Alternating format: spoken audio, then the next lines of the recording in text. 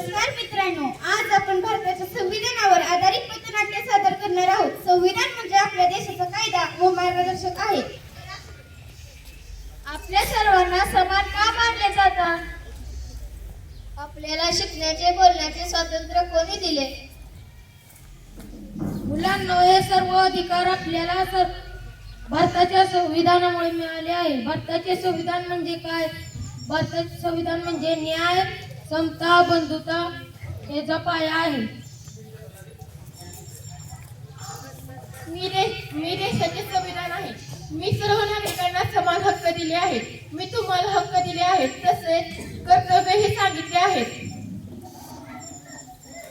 आपले हक्क कोणते?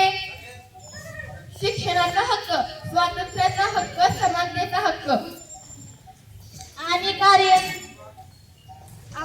आपण देशाचा सन्मान केला पाहिजे. तसेच काय नियम पाळले पाहिजेत, कायदे पाळले पाहिजेत, पर्यावरणाचे रक्षण केले पाहिजे.